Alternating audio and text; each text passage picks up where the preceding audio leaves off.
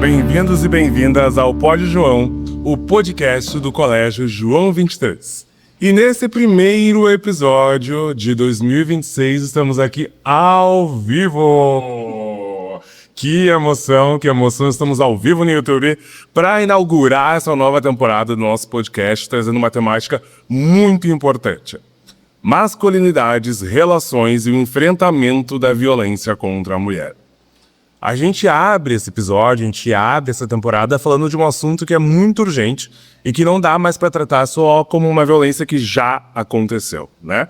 Quando a gente fala sobre violência contra as mulheres, muitas vezes a gente tem esse hábito de olhar para o efeito, para algo que já se tornou visível.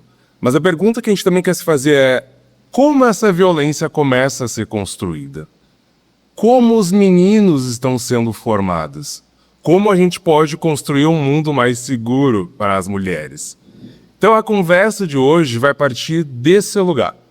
E essa conversa é muito especial porque ela foi construída juntamente com o GEJ, o Grêmio Estudantil do Colégio João 23, a partir de muitas discussões que a gente tem feito aqui dentro do nosso colégio, dentro da sala de aula, e intervenções que têm sido feitas pelos estudantes e pelas professoras, para a gente poder amadurecer enquanto coletivo nessa compreensão, nessa reflexão, e principalmente nas nossas ações.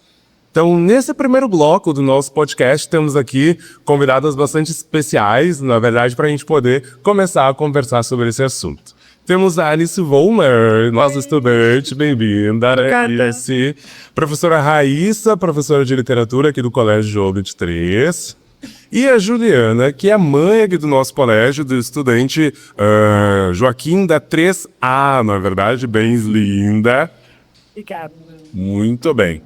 Então a gente vai começar conversando, esse nosso bate-papo, fique meio à vontade, fica bem tranquilas aqui. A gente é a primeira do ano e a gente marca pegando de novo todos os jeitos, né? Mas a gente quer começar conversando sobre esse lugar, esse lugar do próprio espaço da escola, né? Acho do espaço da convivência. A Alice está aqui no colégio desde 2024, eu acho. 2024, entrou no 8º, né? Isso, exatamente. Então a Alice já vive em outra escola, já vive aqui no João 23, e é uma adolescente que está justamente nesse lugar desse espaço da construção da identidade, da subjetividade, né? E eu queria te ouvir um pouco, Alice, nesse lugar, assim. Tu percebe esse lugar de uma diferença daquilo que é aceito em relação aos meninos, daquilo que é aceito para as meninas? Existe uma diferença daquilo que pode, daquilo que não pode? Tu observa que dentro do contexto de vocês, dessa galera, da tua idade, existe um lugar já meio que estabelecido sobre isso? Ah, com certeza, né? Principalmente quando se trata de piadas, né? Quando uma menina faz uma piada, assim, meio absurda, ou até quando uma menina tem muitos palavrões no vocabulário, é muito mais comum que as pessoas comentem sobre os erros dela, né, e não dos meninos. Parece que os meninos têm muito mais liberdade de falar coisas que não deveriam ser faladas ou de fazer coisas que não deveriam ser feitas. Enfim, tem várias diferenças, na verdade, né? Essa da comunicação é uma. Tem também, claro, nos esportes, sempre em qualquer lugar, né? Desde quando um time é misto, na verdade ele vai ser masculino, né? Porque, por exemplo, no basquete aqui do colégio, isso não é um erro do colégio, né? É uma coisa muito estrutural, né? Que a gente acaba ficando sem espaço, porque chega um momento que não tem mais como a gente competir com os meninos no esporte. Só que as meninas também já não são ensinadas, a gente não é convidada a jogar desde pequena que nem os meninos. Então é uma coisa, é triste, a gente acaba perdendo espaço, né, nos esportes, e às vezes os meninos também reclamam: mas a gente não passa a bola para as meninas porque elas não aparecem, né? Porque a gente também não foi chamada para treinar e para fazer e para se envolver, né? Então tem vários espaços que tem uma diferença, assim, bem clara. Então, é como se já houvesse papéis, assim, pré-estabelecidos e que alguns são incentivados para os meninos, outros papéis são incentivados para as meninas. Sim, com certeza absoluta, sim. Eu acho que até nesse lugar, ontem a gente falava junto com os professores, assim, esse lugar dos próprios interesses, né, Alice? A gente conversava sobre isso um pouco, né? Do tipo, bom, a gente tem muito mais meninos sendo incentivados a ter interesses ali, em pensar a profissão, em pensar uma habilidade, em pensar... E existe também um lugar que muito das meninas pensarem as relações, né? A gente falava disso esses dias, né? E como isso é construído, assim, e torna muitas vezes limitador, assim, né? De algumas meninas pensarem, bom, mas qual é o hobby, né? O que eu gosto de fazer? O que eu sei fazer?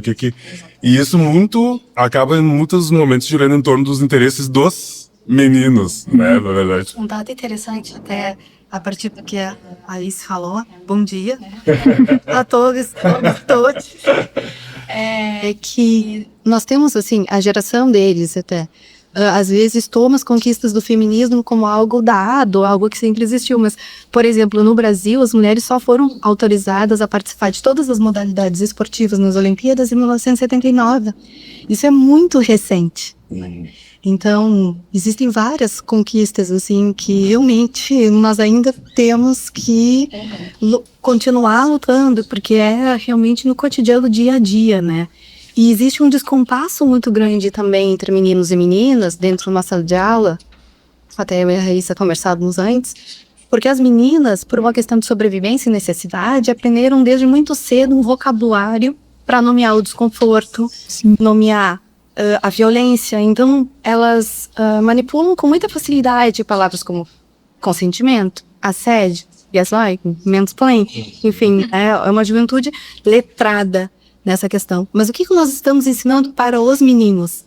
Será que eles também têm uma ideia? E eu acho que existe um desequilíbrio, né, nessa educação. Sim. E em alguns momentos os meninos vão utilizar dessas nomenclaturas, inclusive de forma pejorativa, de forma de brincadeira, para conseguir se defender dessa ideia de que eles precisam também aprender o que devem fazer ou não, né? Então a gente é difícil esse jogo, porque a gente está instrumentalizando as meninas, mas ao mesmo tempo a gente está lidando com esse outro lado que em alguns momentos pode fazer um processo de eu vou fazer uma piada dessa palavra que elas utilizam para se defender, justamente para desqualificar o que está sendo aprendido. Exatamente, enquanto as meninas estão aprendendo a nomear a violência, eles estavam aprendendo a nomear as meninas, a histérica, ou da radical, né? Nenhum outro aparato aí sendo mobilizado para ouvir dele. E eu acho que isso vem muito de uma ideia de um papo que eu vi vocês tendo que a gente não pouco antes.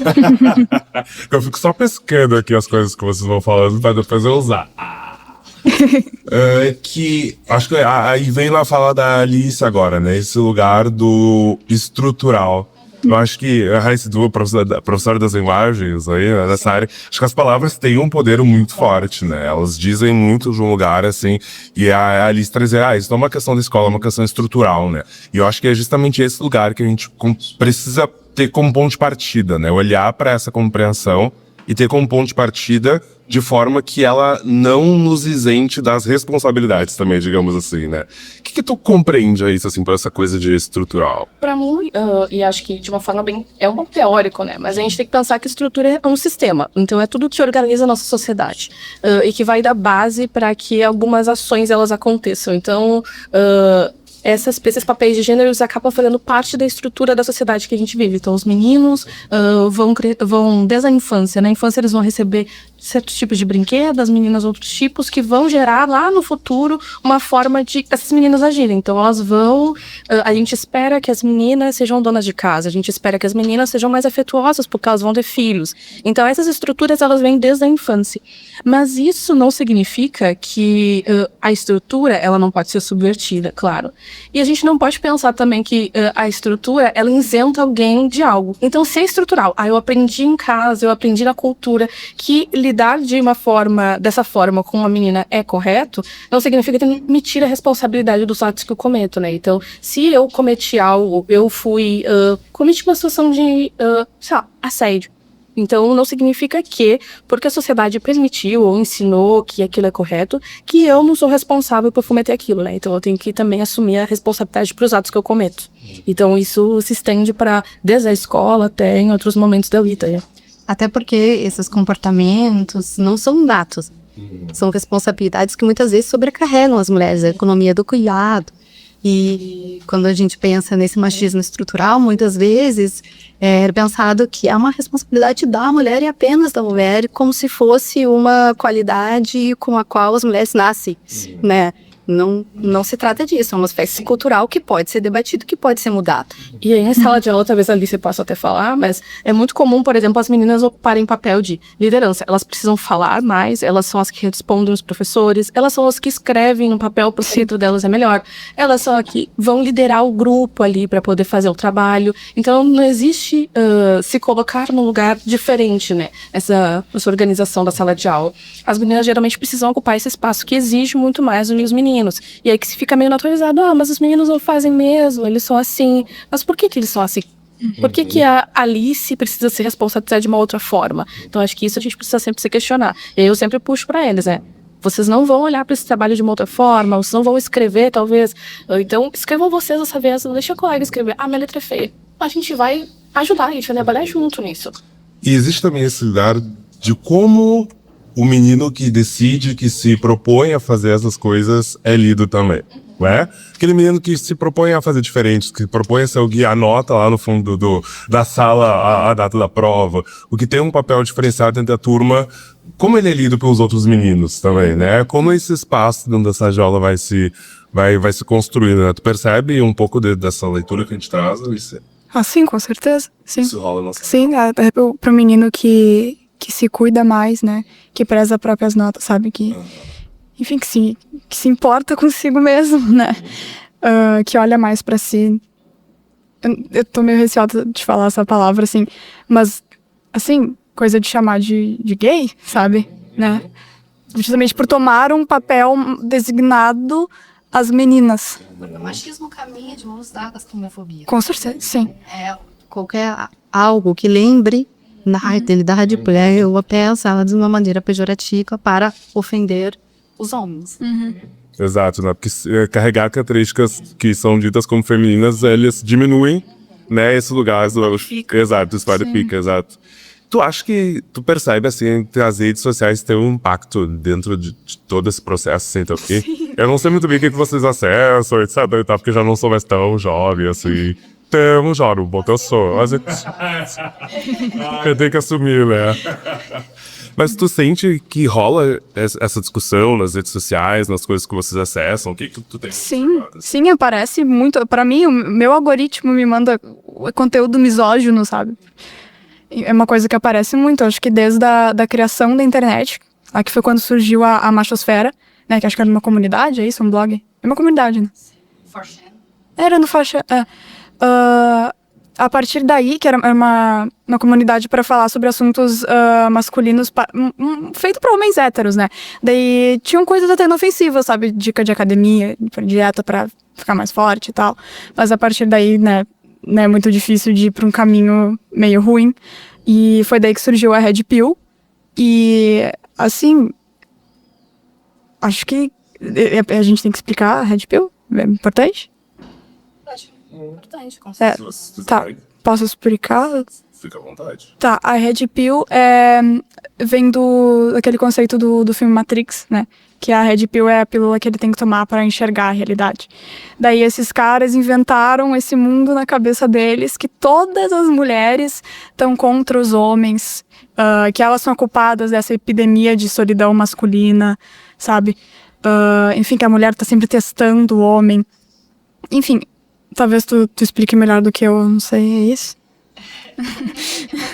Assim, acho relevante a gente se perguntar por que esses discursos atraem tanto os meninos. Por que especialmente a juventude é uma isca tão fácil para esse tipo de vinculação, né? Um discurso extremamente misógino, de uma violência organizada que ataca as mulheres como um grupo, então que diminui, inferioriza. É ainda mais violento do que o próprio machismo. Há uma diferença entre machismo e misoginia, e a misoginia carrega ainda muito mais ódio. E tem cada vez mais, porque nós estamos assistindo um recrudescimento da violência contra a mulher, né? Então são muitas notícias que pipocam em rede nacional, de muitos acontecimentos que a gente não tem nem de retomar aqui. Mas, por exemplo, no nosso estado, houve um aumento de 52% dos feminicídios só esse ano, né? Em relação ao mesmo período do ano passado. Então, é bastante preocupante que estejam sendo levados, né, a consumir esse tipo de de discurso na internet, e tem um estudo do New York Post que mostra que em 30 minutos um adolescente de 14, 15, 16 anos fique na internet com perfil aberto, procurando assuntos diversos como academia, né, mundo fitness, ele vai ter uma enxurrada de vídeos e posts misóginos sendo, né, mostrados no feed dele, alimentando aquele feed dele, né, porque é um negócio extremamente lucrativo. E nós estávamos conversando também, né, Cícera Reis, quer falar um pouco do porquê que os meninos são, que é uma pergunta que nós, mães, pais e educadores, temos que fazer todos os dias, né? O que está levando essa juventude conformístico de conteúdo? E eu acho até assim, para engatar o assunto, que uma coisa muito importante e relevante de se pensar é a dificuldade que os homens têm de nomear os próprios sentimentos. Na contramão daquilo que nós vínhamos falando sobre as meninas, que são ensinadas a falarem, né, sobre si mesmas. Então, os meninos, eles são ao contrário. Falar sobre sentimentos e emoções é coisa de mulher, é coisa de homem. A única emoção permitida aos homens é a raiva. Porque quando nos chamam de emotivas, estão esquecendo que a raiva é uma emoção, né? Então, a raiva na performance esportiva, na competição e, claro, né, se destacando o time dos outros e das outras, mas fisicamente. Eu acho que a gente tem... é isso, a gente vai desde esse lugar de que existem diferentes formas de agir, e aí isso faz com que esses jovens, em algum momento, encontrem esse lugar de frustração, né, muitas vezes. E aí, quando a gente tem um movimento de meninas que vem muito... eu tava fazendo uma retrospectiva e eu percebi que eu tenho fazer 31 anos, né, quase de aniversário. E aí, fazer uma retrospectiva de como foi o meu aprendizado sobre feminismo, sobre questões relacionadas a gênero, e eu vi que na minha escola não existiu, né? No meu período era algo que não era comum. E aí eu fui aprender isso na graduação, pós-graduação, então um momento muito posterior. E esses jovens, eles já têm um contato muito maior com esses assuntos, eles já vêm se questionando muito mais. Eles são uma geração questionadora, né? Justamente por esse contato com a internet. Então a gente para pensar que existem agora meninas que já se colocam muito mais e falam isso aqui não está certo, e aí ao mesmo tempo a gente tem esse outro movimento que não consegue entender essas mudanças que estão acontecendo. Então como é que eu aprendi isso, e isso aqui funcionou o tempo todo, me parece assim, funcionou o tempo todo dessa forma, e aí agora a gente precisa mudar. E aí parece que tem um choque ali, que é um choque cultural, de entender que eles estão, as formas de agir, as formas de se comportar e as formas de entender as relações, elas estão sendo modificadas. Essas violências que aconteciam e que antes não eram vistas, agora elas são. E aí gera uma frustração, né? Porque se o que eu aprendi não é o que está sendo posto, o que eu faço com isso? Eu preciso reagir de alguma forma. E às vezes a reação vai ser, eu preciso atacar. E aí se eu vou pra internet, eu vou pros posts, eu vou criar um movimento. E além de tudo, eu preciso pertencer. Exato. Ela está sofrendo uma crise de identidade. Sim. Eles sabem muito bem. Num papel de luta, onde elas devem pertencer. E os meninos. Nós vamos continuar conversando sobre essa pergunta exatamente, vai ser o nosso gancho para o nosso próximo bloco. Tá certo, meninas? Quero agradecer já a presença aqui da Raíssa e da Alice. A Lu continua com a gente mais um pouco no próximo bloco. Mas esse é o momento que vocês aí nas salas de aula podem enviar perguntas pra gente. Então o chat está aberto, você pode enviar questões que a gente vai depois poder retomar e responder aqui ao final do nosso podcast de hoje. Tá certo, gente? Voltamos já para o próximo bloco. Muito bem, voltamos então para o nosso próximo bloco, nosso segundo bloco do Pod João, podcast do Colégio João 23. Agora recebemos duas novas convidadas aqui, então. A Ana Paula, nossa estudante da primeira série, bem-vinda, Ana Paula. E a professora Aline Braga, professora de língua portuguesa e produção textual aqui do 9º ano e da primeira série. Bem-vinda, Aline. Muito obrigada pelo convite. Muito bom estar aqui com vocês. Então, acho que a gente pode... Eu vou pegar aquele gancho do outro blog, eu sei que a gente poder falar. Acho que a gente fala um pouco desse lugar, dessa construção, né? Que existe esse lugar da construção dos meninos se constituindo como homens, mas esse lugar dessa constituição já não está no mesmo lugar que por um bom tempo esteve, né? Existe um deslocamento, assim, de certa forma, uma perda de alguns privilégios, porque existe uma compreensão social hoje diferente e que coloca a mulher num espaço também de poder, né? Mas também existe um lugar de um certo sofrimento, assim, né? Pelo o que esses meninos podem ser, né? O que eles são permitidos serem também, né? Tem um livro muito legal que uma vez a gente trabalhou aqui com o grupo de professores, que é Os Meninos São as Puras do Machismo. Sim.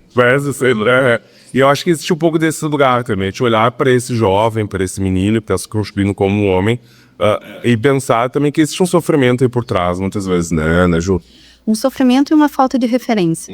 Porque se esses meninos estão buscando um discurso de ódio, né, um discurso na internet, longe, algo onde eles possam se basear no que é ser homem, tá faltando referência, justamente por uma falta de diálogo que vem ao encontro daquilo que nós estávamos falando antes, da educação mesmo, né, uma educação emocional que falta, né, a maioria dos homens.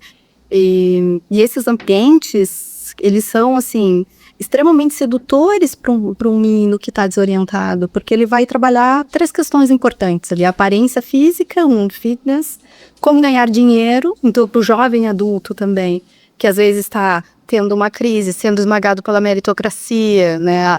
Vai vender um plano que é inalcançável, a gente sabe, mas que dá um fôlego, uma esperança. E o terceiro, que aí é o mais perigoso, onde a violência se organiza, que é a relação com as mulheres. Tentando, de alguma forma, colocar nesse grupo um ódio que une os homens e que direciona também uma justificativa para a sua amargura, né? Então, para as frustrações da vida. As mulheres são as responsabilizadas por esse desamparo. E dessa forma, eles se organizam como uma irmandade que tem algo em comum e um inimigo em comum. E essa técnica é muito utilizada pelo populismo, por exemplo. O populismo, né, ao longo do século XX, todos os movimentos populistas teve um inimigo em comum para organizar suas ideias de ódio. E o movimento Red Pill faz exatamente, que não é movimento, né? Ele se deita e buceta, mas enfim, né? É um movimento criminoso, uma quadrilha, né? Utilizam também dessa artimanha, dessa estratégia linguística para cooptar, né, cada vez mais participantes e é uma linha muito tênue entre um acolhimento, um pertencimento e um sufocamento pela lealdade e pelo ódio, que logo vai aparecendo, né, quando a gente vai mais fundo nas redes, assim. E a nossa juventude é uma juventude que está muito vulnerabilizada. Teve um estudo, eu acho que todos devem ter visto, agora saiu essa semana, do IBGE, com 118 mil estudantes no Brasil, mostrando que é a geração mais triste, né, que houve, assim, que já houve. Na sua maioria meninas, então isso também é um dado importante, que nos diz coisa sobre o que está sendo falado sobre elas, sobre a pressão que se exerce também sobre elas. As mulheres são ensinadas a odiar o seu próprio corpo. A rede social tornou esse processo muito mais agudo, né? Então, tu abre uma rede, enfim, e nunca vai alcançar aquele padrão. Mas também desses meninos que não sabem muito onde se colocar, né? E tu percebe, Ana Paula, assim, dentro, vamos pensar, né? Tu tá chegando agora no ensino médio, na verdade, eu sei. E se tu percebe, assim, que houve, assim, movimentos, assim, que tu acha que puderam fortalecer vocês enquanto grupo de meninas, assim, eu acho que existe um lugar de importância também, né, de fortalecimento desse lugar das meninas e também de proporcionar para esses meninos um processo de reflexão, assim. Tu percebe que houve movimentos que foram importantes, teve algo, assim, que tu viveu, uma aluna que eu acho que foi marcante para ti?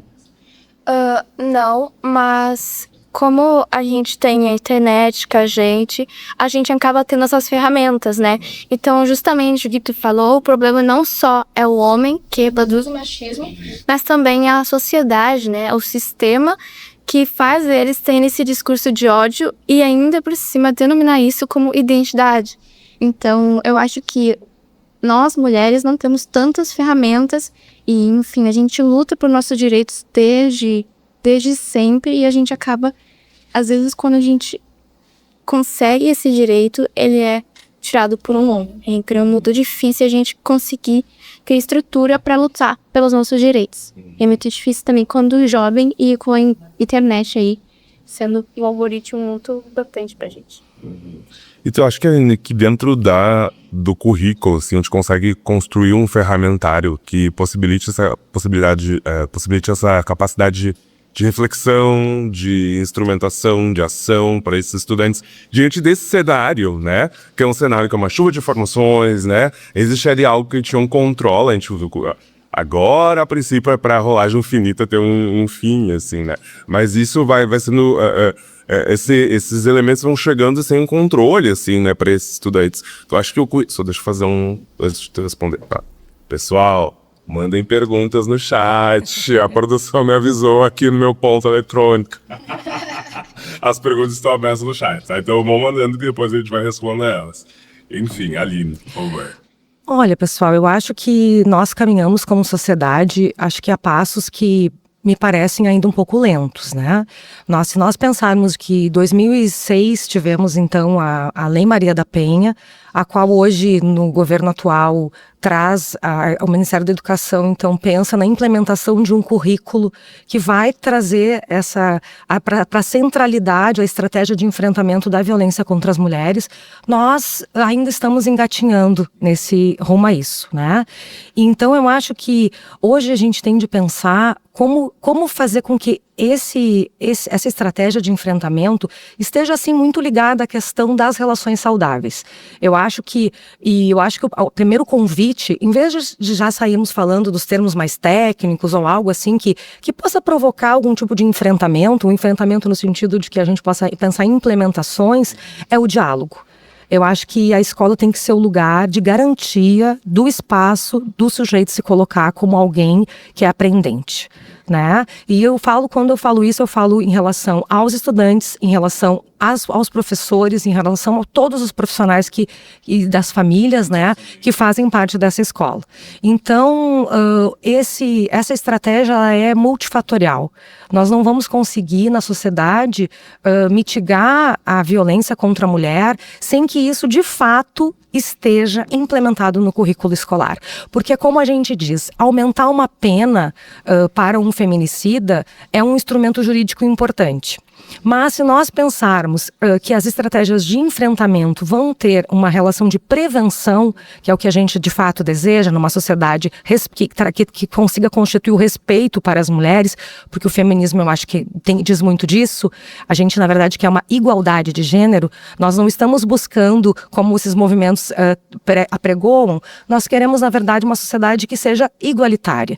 E para que isso aconteça, a educação vai ter que ser um instrumento muito mais poderoso, na minha opinião, do que esses grupos que não são profissionais da área, tomar o seu papel. Eu acho que talvez a educação tenha se colocado até o dado momento, e também por uma questão histórica e estrutural, como um lugar secundário para tratar da questão de gênero. Então eu acho que quando essa implementação de fato acontecer, e os currículos e as diretrizes e os materiais circularem em todas as escolas, não só as escolas particulares, onde os privilégios também ajudam essas meninas a terem mais acesso a esse letramento de gênero, é que de fato essa sociedade vai conseguir encontrar o seu espaço de transformação.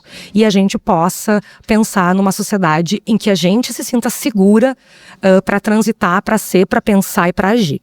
Né? Eu acho que é isso. Eu fico pensando assim, gurias, eu acho que tem toda uma atmosfera de receio e de medo, às vezes, pra gente tratar dessas temáticas, né, desse assunto, porque justamente eu acho que envolve muito um lugar de poder, assim, eu acho que é muito fato, né, desse lugar do masculino e do feminino como lugares de poder, assim, e dessa sobreposição que parece que existe todo um lugar de tomada de espaço, né? Exatamente. Porque a pauta, da maneira como ela é posta, né, ela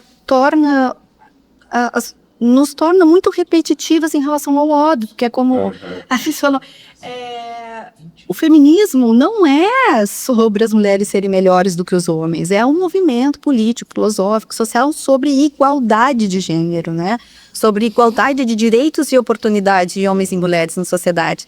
Mas, em vez de nós avançarmos nessa discussão, muitas vezes nós nos vemos repetindo isso, porque, do outro lado, se vocifera de que não, o feminismo é o contrário do machismo. Essa discussão deveria estar superada. Então, é sim uma questão de educação, desde a educação infantil. No estímulo também, por exemplo, como a Alice, a aluna que falou aqui antes, que as meninas não são incentivadas tanto ao esporte, não são incentivadas a lugares de liderança. Isso passa também lá pela educação infantil, né? Os meninos saberem que eles também são responsáveis pelo cuidado. É uma mudança que tem que mexer com as estruturas, realmente, né? Para que se supere algumas discussões e que se possa avançar nas pautas. Exato. Mas o que tu, como uma adolescente, assim, uma menina adolescente, o que hoje te faz se sentir mais segura? Difícil, né?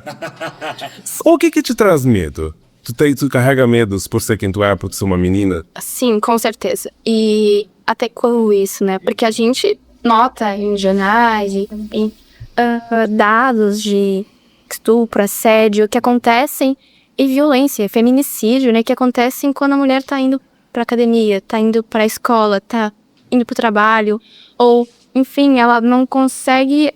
Gente, nós, mulheres, a gente não consegue atravessar uma rua sem olhar por 60 lados que a gente tem em volta, né? Então, é difícil pra gente sair de casa com uma segurança de que nada vai acontecer com a gente.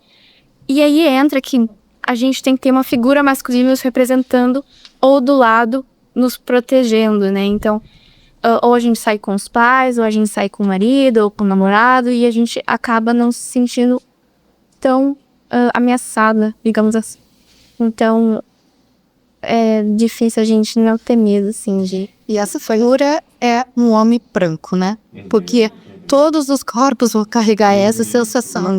Uma mulher trans, um homem trans, uma mulher cis, pessoas negras. Então, se não for uma pessoa, um homem branco, o medo já persegue.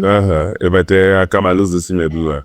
E acho que é interessante de pensar nisso. Essa semana, não sei se vocês viram, saiu um estudo que mapeava o olhar das pessoas, né, quando saem da rua, tanto homens, mulheres e tal. E como o olhar do homem, quando ele vai tomar uma direção, ele é direcionado, tipo, eu preciso ir lá, né? Então eu olho em direção ao caminho que eu vou, né? Enquanto o olhar das mulheres faz um mapeamento de todo o entorno, né? Nesse cálculo, assim, do que pode acontecer, do que, né? Tipo, o que eu posso passar, né? Então acho que... Cheira na frente, alguém pode dar esse O que vocês acham? Como é que a gente poderia construir esse lugar mais seguro para essas meninas, né? Que movimentos, que ações, e enquanto adultos, enquanto escola, enquanto meninos, enquanto homens, como a gente poderia construir um contexto mais seguro para essas meninas? Que medidas vocês acham que a gente poderia tomar? Eu queria dizer que isso é uma estrutura, né? Então, por exemplo, a gente estava conversando sobre a obra Canibalismo Amoroso de Afonso Satã, que ele fala sobre a ordem da evolução da poesia nacional em relação ao feminismo. Então, a mulher, primeiro ela é escrita como flor, né? Algo para ser desflorada cedo. Então, é escrita. Então, uma menina de 14 anos casa com um homem de 22 rico. Depois, uma mulher é escrita como fruto, né? Para ser apanhada e colhida. E agora é escrito como caça. Então, para ser caçada, e aí entra a lógica de presa e caçador. Então, o homem sempre é o sujeito, é o que caça, é o que colhe, é o que desfruta. E a mulher é a presa. Então, isso não... E o que isso tem a ver com os dias atuais, né? As músicas, as poesias, os posts de Instagram. Então, tudo tem a ver com a mulher sendo o objeto que a gente desfruta, que a gente colhe, que a gente apanha, dominado pelo masculino. Então isso é uma estrutura muito ampla e uma base bem sólida que a sociedade construiu para denominar as mulheres hoje em dia. Então uma mulher que luta por seus direitos, uma mulher que se abre e fala sobre isso, é muitas vezes vista como muita loucura dentro dela, né? Muita revolta dentro dela, mas é exatamente isso. Então, para a gente ter movimentos que a gente saiba lidar com isso, tem que saber essa base da sociedade. Então, a gente primeiro tem que analisar a mulher e olhar para ela além do corpo. Bem, vocês gurias, vocês pensam? Pode falar. Não, acho que não existe resposta fácil, porque a tua pergunta é uma pergunta complexa, com muitas camadas. É um problema de segurança pública, é um problema de educação, e, né, tem uma questão de políticas públicas aí, nós não vamos entrar. Mas acho que sim, nós temos um aparato legislativo que vem avançando nessa direção, né? A aprovação do Senado do projeto de lei que criminaliza a misoginia. Nós temos o ECA Digital, que também a tendência, ou pelo menos o objetivo, é que afaste crianças e adolescentes desse mundo digital tão pernicioso, né? Que a gente tem enfrentado. Mas nós precisamos conversar com os jovens, e nós precisamos que homens conversem com os homens em desenvolvimento. A gente precisa que esses meninos em desenvolvimento tenham referências masculinas diferentes daquelas que são apresentadas na internet e que são tão violentas contra as mulheres, né?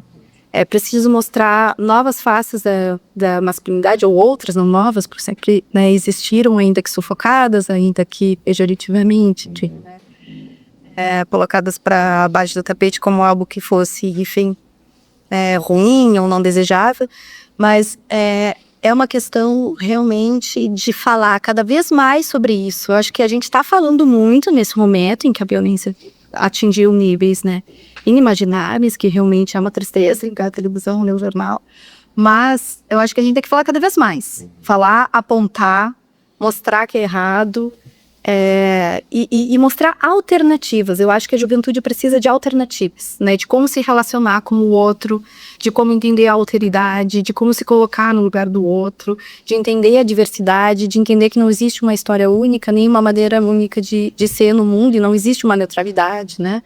As pessoas precisam, às vezes, sair, ser sacudidas do seu próprio privilégio, de que os direitos que nós conquistamos como mulheres não ainda que seja uma perda de privilégio dos homens, não é uma perda de direitos, porque a igualdade, ela vai colocar, né, ou a equidade ainda, que é mais desejável ainda, vai me colocar em equilíbrio, né, e não é uma afronta. Professora Aline, seu lugar de educador. Muito bem. Do meu lugar de educadora, eu tenho pensado muito sobre essas questões todas, né? E como uma professora de língua portuguesa, professora da área das linguagens também, como a professora Raíssa, eu tenho pensado assim, o quanto o poder das palavras deve de novo ser retomado.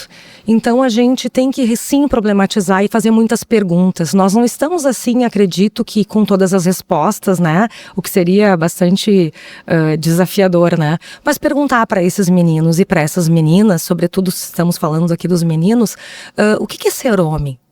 Sabe? E ouvir o que eles têm como um conceito do que é ser homem e dentro da sua constituição social, cultural, política, porque ser homem são muitas coisas, né? E esse é um ponto assim que eu tenho pensado. As frases que vimos aqui na sala temática da escola, né? Então, com o aparato das professoras e dos estudantes de 6º ano, né, Bruno? São provocações muito importantes. São frases que a gente toma como algo simples, mas dentro do seu poder social, havia perguntas do tipo, afirmações, frases do tipo, homem não chora.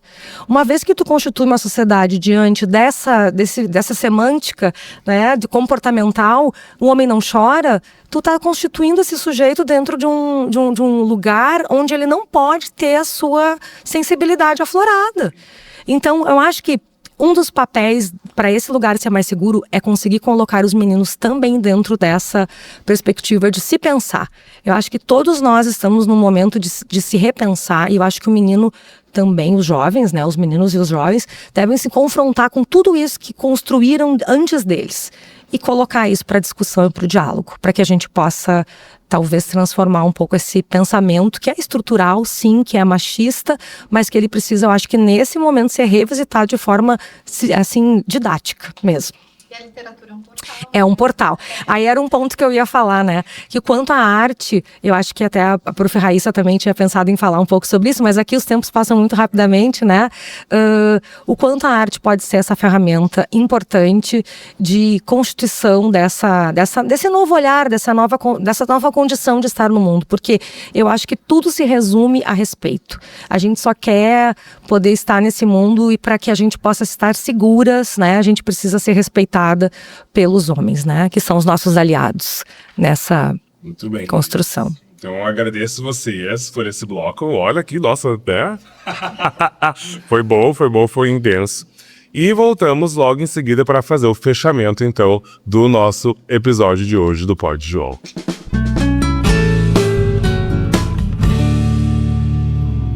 Muito bem, voltamos então com o nosso último bloco do Pod João, agora com perguntas que vieram aqui do nosso chat. Então as meninas estão aqui preparadas, atendíssimas. Talvez a gente não tenha todas as respostas, tá? Mas a gente quer justamente conseguir conversar sobre esses assuntos que são muito importantes, né?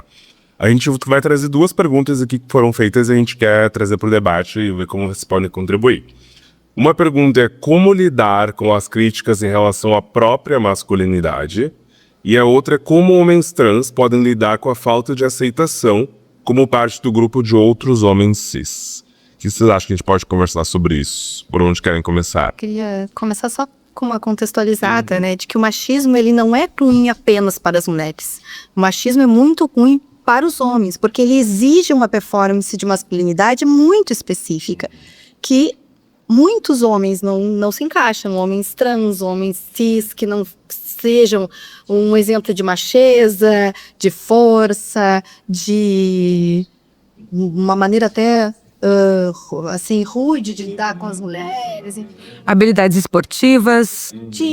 Então, o machismo, ele é realmente bastante excludente, e não só com as mulheres, com muitos homens, né? Eu acho que, bem nessa linha, eu sempre trago para eles a ideia de que tudo é narrativa, né? Tudo é mito. Então, quando a gente pega a própria ideia do gaúcho, essa ideia de ser um másculo que vai pra guerra, isso foi criado dentro da literatura, isso é narrativa. E aí, em contraponto, a gente tinha o grupo, que a gente sempre atribui à cidade de Pelotas, aquele grupo que era lido como grupo... que era lido, eles olhavam para aquela masculinidade e não entendiam, porque era um grupo de pessoas que estudavam, que se portavam de uma outra forma, que não seguiam uma norma de masculinidade que tinha sido imposta aqui para o Rio Grande do Sul. Então, quando a gente olha para isso, a gente percebe que existem construções do que é ser um homem, e algumas estão postas desde sempre, foram construídas com objetivos, e que por isso a gente precisa questionar esses parâmetros de masculinidade, e a gente não obrigatoriamente a gente precisa se encaixar na masculinidade que existe. A gente pode pensar quais outras formas de masculinidade que vão existir aí e que não vão perpetuar algumas violências, né? Então não sei se necessariamente a gente precisa sempre se encaixar. Acho que a gente pode sempre pensar como é que eu posso construir a partir do meu eu. Eu acho que sim. Inclusive, às vezes, não se encaixar é positivo. Positivo que quando consegue, né, fazer a crítica e perceber a violência também desse ambiente. Eu acho que sim, eu acho que isso tudo vai constituir a subjetividade do homem, né? Eu acho que os valores que a gente escolhe para si, porque isso é uma escolha também individual, a partir do momento que eu me confronto com o pensamento crítico, eu também vou ter que fazer escolhas. Né? E eu acho que essas escolhas, elas partem de uma possibilidade que tu tem de te confrontar com as tuas dúvidas. E a partir de então, tentar perceber, a Issa trouxe aqui a origem histórica dos dandy lá, pelotenses, né? Esse modelo me serve? Será que isso atende o meu eu? Será que eu realmente quero ser assim? Ou eu estou sendo alguém que está sendo encaminhado para essa estrutura que já está aí, a estrutura do poder? Então, assim, talvez tentar se autoconhecer um pouco mais, né? E caminhar no sentido do que eu quero para mim e que de forma o meu individual vai reverberar nesse coletivo.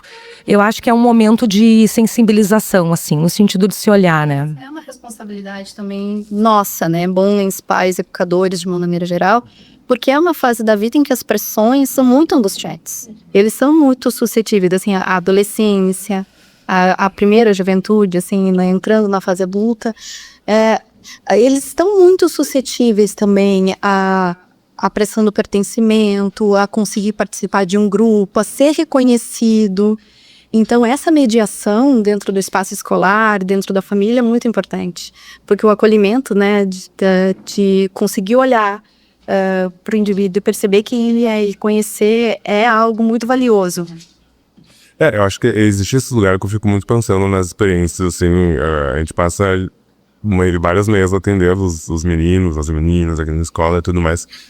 Eu acho que existe justamente a partir desse lugar dessa pressão, né, muitos comportamentos que eles são só repetidos, assim, né, sem justamente um processo de reflexão.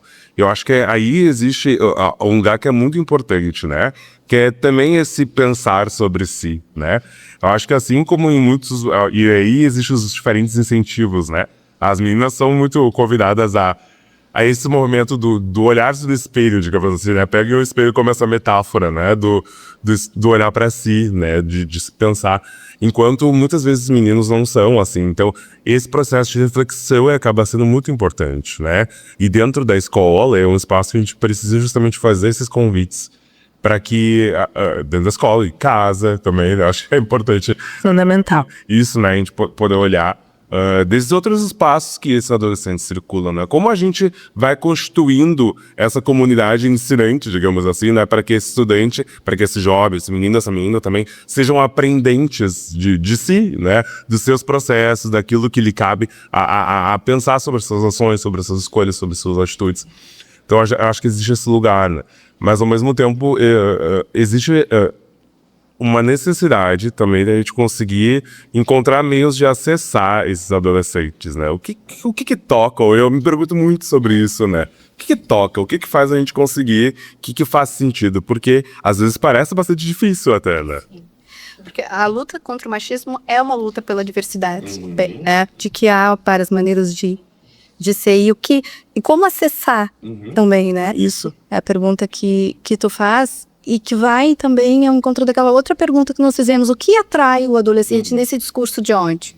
Então, nós estamos perdendo alguma coisa nesse caminho. A gente ficou para trás em algum momento, né? Porque se esses discursos foram mais sedutores do que, enfim, uma educação para a autoridade, uma educação mais libertadora, de uma certa forma, o que aconteceu que a gente parou? Assim, eu acho que é uma reflexão que nós temos que fazer enquanto adultos, assim, nesse momento. E eu acho que também se faz necessário esse movimento de construir encontros, assim, também, né? Eu fico muito pensando sobre isso, como é possível fortalecer também, sabe, esses grupos, assim.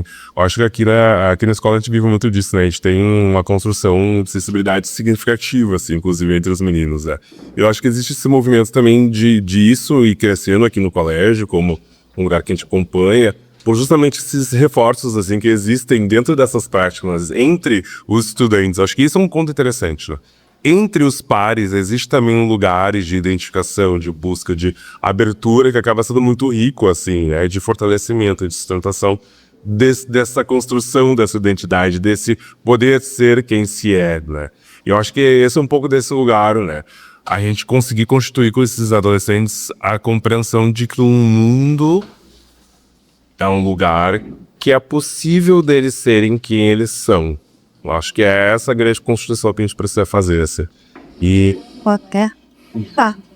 A nossa luta é para que seja. Isso, exatamente. Isso, gurias. Quer trazer mais alguma coisa? Uma palavra final, algo nesse sentido? A produção já tá me dizendo aqui que tá no horário. Ó, a produção, né? Botou uma placa na hora, assim, por ali. Mas acho que foi muito gostoso, assim, poder falar com vocês de uma maneira muito tranquila, assim, sobre algo que é muito importante, né? Que é algo que é muito denso e algo que não se esgota aqui, né? Acho que esse podcast, ele fica de tema de casa para os nossos estudantes, né?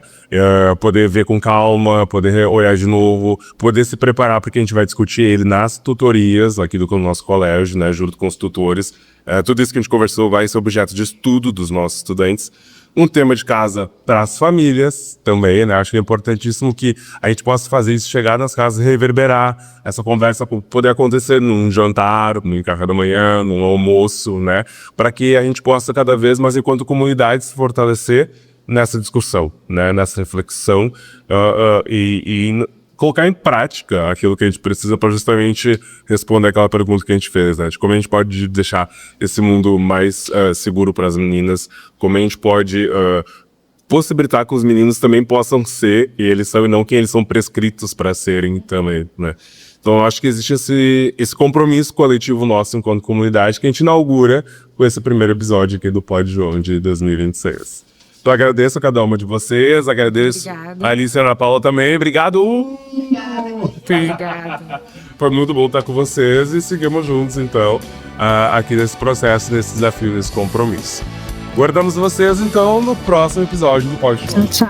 Tchau!